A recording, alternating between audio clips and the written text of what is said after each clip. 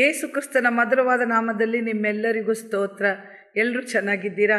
ನನ್ನ ಪ್ರಿಯರೇ, ಇವತ್ತು ಯೇಸುವೊಂದಿಗೆ ಈ ಕಾರ್ಯಕ್ರಮದಲ್ಲಿ ನಿಮ್ಮನ್ನೆಲ್ಲ ಸಂಧಿಸುವುದು ನನಗೆ ಬಹಳ ಸಂತೋಷ.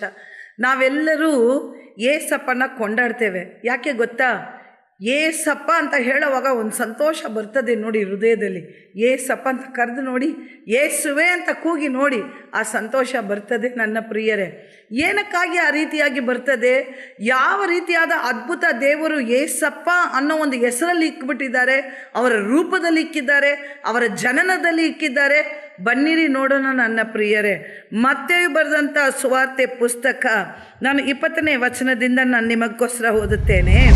ಅವನು ಇದನ್ನು ಆಲೋಚಿಸುತ್ತಿರುವಾಗ ಕರ್ತನ ದೂತನು ಅವನಿಗೆ ಕನಸಿನಲ್ಲಿ ಕಾಣಿಸಿಕೊಂಡು, ಎಲೈ ಯೋಸೇಫನೇ, ದಾವಿದನ ವಂಶದವನೇ, ನಿನ್ನ ಹೆಂಡತಿಯಾದ ಮರಿಯಾಳನ್ನು ಸೇರಿಸಿಕೊಳ್ಳುವುದಕ್ಕೆ ಅಂಜಬೇಡ. ಆಕೆಯ ಗರ್ಭವು ಪವಿತ್ರಾತ್ಮದಿಂದಲೇ ಆದದ್ದು. ಆಕೆಯು ಒಬ್ಬ ಮಗನನ್ನು ಹೆಡೆವಳು.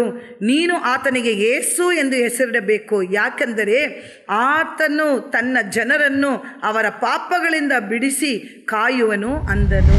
ಹಾಲೆಲೂಯ. ನನ್ನ ಪ್ರಿಯರೇ, ನೋಡಿದ್ರ ಯಾವ ರೀತಿಯಾದ ಜನನ, ಏಸಪ್ಪನ ಜನನ ಈ ಲೋಕದಲ್ಲಿ. ಯೋಸೇಫನಿಗೆ ಬಹಳವಾಗಿ ದುಃಖವಾಯಿತು.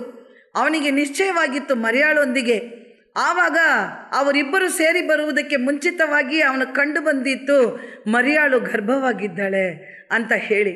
ಆಗ ಅವನು ಯೋಚನೆ ಮಾಡ್ತಾ ಇರೋವಾಗ ಒಂದು ದೂತನು ಇಳಿದು ಬಂದರು ನನ್ನ ಪ್ರಿಯರೇ. ಇಳಿದು ಬಂದು ಹೇಳಿದ್ರು, ಎಲೆ ಯೋಸೇಫನೇ, ದಾವಿದನ ವಂಶದವನೇ, ನೀನು ಯಾವುದು ಯೋಚನೆ ಮಾಡಬೇಡ. ಯಾಕಂದರೆ ಮರಿಯಾಳ ಮೇಲೆ ಇಳಿದು ಬಂದಿರೋದು ಪವಿತ್ರಾತ್ಮನ ಶಕ್ತಿ. ಹಾಲೆಲೂಯ.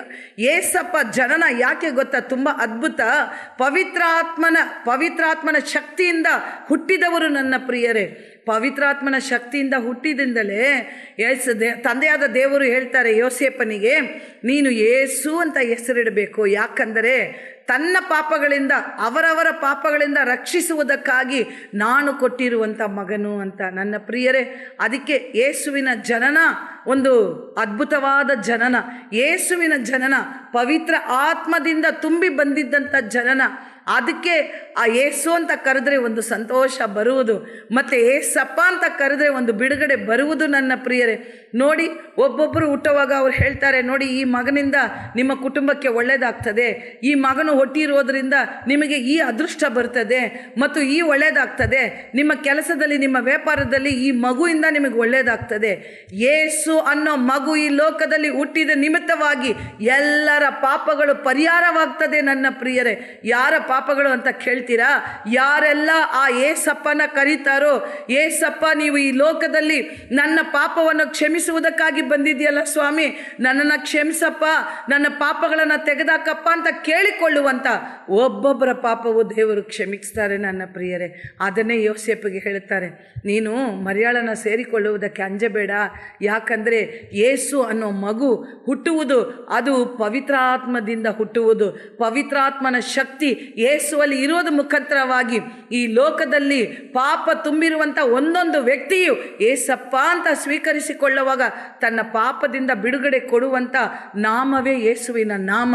ಯೇಸು ಅನ್ನೋ ಪದಕ್ಕೆ ಅರ್ಥವೇ ಜನರನ್ನು ಪಾಪದಿಂದ ಕ್ಷಮಿಸುವುದಕ್ಕಾಗಿ ಹುಟ್ಟಿ ಬಂದವರು ನನ್ನ ಪ್ರಿಯರೇ. ಆದುದರಿಂದ ಇವತ್ತು ಆ ಸಂತೋಷ ಹೃದಯದಿಂದ ಏಸಪ್ಪ ಅಂತ ಕರಿತೀರಾ. ನೀವು ಯಾರಾಗಿರ್ರಿ, ನೀವು ಮಾಡಿಯಲ್ಲಿದ್ದೀರಾ, ಗುಡಿಸಲಲ್ಲಿದ್ದೀರಾ, ಅದೆಲ್ಲ ಅವ್ರಿಗೆ ಯೋಚನೆಯೇ ಇಲ್ಲ. ಯಾವ ಜಾತಿಯಲ್ಲಿ ಹುಟ್ಟಿದ್ದೀರಾ ಅದ್ರ ಬಗ್ಗೆ ಅವ್ರಿಗೆ ಸಂಬಂಧನೇ ಇಲ್ಲ. ನೀವು ಎಷ್ಟು ಪಾಪದಿಂದ ನೊಂದು ಹೋಗಿದ್ದೀರೋ ಅದು ಮಾತ್ರನೇ ಅವರಿಗೆ ತುಂಬ ಕನೆಕ್ಟ್ ಆಗಿರೋದು ನನ್ನ ಪ್ರಿಯರೇ.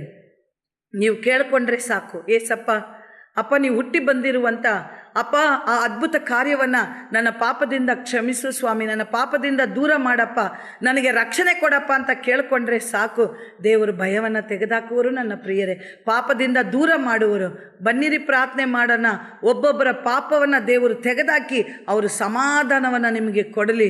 ಯಾವ ರೀತಿಯಾಗಿ ಭಯದಲ್ಲಿ ಇರುವಂಥ ಯೋಸೇಫನಿಗೆ ಧೈರ್ಯವನ್ನು ಕೊಟ್ಟು ಪವಿತ್ರ ಆತ್ಮದಿಂದ ಜನನಾಗಿ ಯೇಸುವಿನ ಕುರಿತು ಸಂತೋಷ ಉಂಟಾಯಿತು. ಆ ಸಂತೋಷವು ಇವತ್ತು ನಿಮ್ಮಲ್ಲಿ, ನಿಮ್ಮ ಮನೆಯಲ್ಲಿ ಬೆಳಗಲಿ ಅಂತ ಪ್ರಾರ್ಥನೆ ಮಾಡೋಣವಾ? ಬನ್ನಿರಿ. ನಮ್ಮನ್ನು ಬಹಳವಾಗಿ ಪ್ರೀತಿ ಮಾಡುವಂಥ ಪ್ರೀತಿ ಉಳ್ಳ ತಂದೆಯಾದ ದೇವರೇ ಈ ವೇಳೆಗಾಗಿ ಸ್ತೋತ್ರ ಸ್ವಾಮಿ. ಅಪ್ಪ, ನಿಮ್ಮ ಜನನವು ಅದ್ಭುತ ರಾಜ. ಅಪ್ಪ, ನಿಮ್ಮನ್ನು ಸ್ವೀಕರಿಸಿಕೊಳ್ಳುವಂಥ ಕುಟುಂಬವು ಅದ್ಭುತವಾಗ್ಬಿಡ್ತದೆ ಸ್ವಾಮಿ. ಆಶ್ಚರ್ಯವುಳ್ಳ ಕುಟುಂಬ, ಆಶೀರ್ವಾದ ತುಂಬಿದಂಥ ಕುಟುಂಬವಾಗ್ತದೆ. ಯಾವಾಗ ಗೊತ್ತಪ್ಪ? ನಿಮ್ಮನ್ನು ಕರೆಯುವಾಗ ಸ್ವಾಮಿ. ನಿಮ್ಮನ್ನು ಕರೆಯುವುದಕ್ಕೆ ಸಹಾಯ ಮಾಡೇಸಪ್ಪ. ಈ ಕಾರ್ಯಕ್ರಮವನ್ನು ನೋಡ್ತಾ ಇರುವಂಥ ಒಬ್ಬೊಬ್ಬರನ್ನು ಯೇಸುವೇ ನನ್ನ ಪಾಪದಿಂದ ಬಿಡುಗಡೆ ಕೊಡು ಅಂತ ಕರೆಯುವುದಕ್ಕೆ ಒಬ್ಬೊಬ್ಬರಿಗೆ ಬೆಳಕನ್ನು ಕೊಡು ಸ್ವಾಮಿ. ಸಹಾಯ ಮಾಡೇಸಪ್ಪ. ಅವರ ಪಾಪದ ಭಯದಿಂದ ದೂರ ಮಾಡಪ್ಪ. ಯಾಕಂದರೆ ನಾವು ವಾಕ್ಯದಲ್ಲಿ ಓದುತ್ತೇವೆ, ಯೇಸು ಅನ್ನೋ ಪದಕ್ಕೆ ಅರ್ಥ ಜನರನ್ನು ತನ್ನ ಪಾಪಗಳಿಂದ ಕರ್ತನೇ ರಕ್ಷಿಸುವನು, ಬಿಡುಗಡೆ ಕೊಡುವನು ಎಂಬುದಾಗಿ ನಾವು ನೋಡ್ತೇವೆ ರಾಜ. ಒಬ್ಬೊಬ್ಬರ ಪಾಪದಿಂದ ದೂರ ಮಾಡಪ್ಪ. ಕೇಳಿಕೊಳ್ಳುವಂಥ ಒಂದೊಂದು ವ್ಯಕ್ತಿಯ ಪಾಪದಿಂದ ದೂರ ಮಾಡಪ್ಪ. ಯೇಸುವೆ ಅಂತ ಕರೆಯುವ ಒಬ್ಬೊಬ್ಬರ ಪಾಪದಿಂದ ದೂರ ಮಾಡು ಸ್ವಾಮಿ. ನಿನ್ನ ರಕ್ಷಣೆಯನ್ನು ಕೊಡಪ್ಪ, ನಿನ್ನ ಬೆಳಕನ್ನು ಕೊಡಪ್ಪ. ನೀನು ಹುಟ್ಟಿ ಬಂದಿದ್ದಂಥ ಸಂತೋಷ ಒಬ್ಬೊಬ್ಬರ ಮನೆಯಲ್ಲಿ ಬೆಳಗಲಿ ಸ್ವಾಮಿ. ಅಪ್ಪ ಸ್ತೋತ್ರ ಸ್ವಾಮಿ. ನಾನು ಬೇಡ್ಕೊಳ್ತೇನೆ ರಾಜ. ನಿನ್ನ ಪಾದವನ್ನು ಮುದ್ದಿಡ್ತೇನೆ ಸ್ವಾಮಿ. ಆ ಪರಿಶುದ್ಧ ಪವಿತ್ರಾತ್ಮ ತುಂಬಿದಂಥ ಪಾದವನ್ನು ಮುದ್ದಿಡ್ತೇನೆ ರಾಜ. ಒಂದೊಂದು ಮನೆಯಲ್ಲಿ ನೀನು ಹುಟ್ಟಿದ್ದಂಥ ಸಂತೋಷ ಬೆಳಗಲಿ ಸ್ವಾಮಿ. ಕರ್ತನೇ ಸ್ತೋತ್ರ. ಒಬ್ಬೊಬ್ಬರ ಮನೆಯಲ್ಲಿ ಆಶೀರ್ವಾದ, ಶಾಂತಿ, ಸಮಾಧಾನ ತುಂಬಿರಬೇಕಾಗಿ ಲೋಕದ ರಕ್ಷಕನಾದ ಯೇಸು ಕ್ರಿಸ್ತನ ಮಧುರವಾದ ನಾಮದಲ್ಲಿ ಬೇಡಿ ಹೊಂದಿಕೊಳ್ತೇನೆ ನನ್ನ ತಂದೆಯೇ. ಆಮೇನ್, ಆಮೇನ್. ದೇವರು ನಿಮ್ಮನ್ನು ಆಶೀರ್ವದಿಸಲಿ.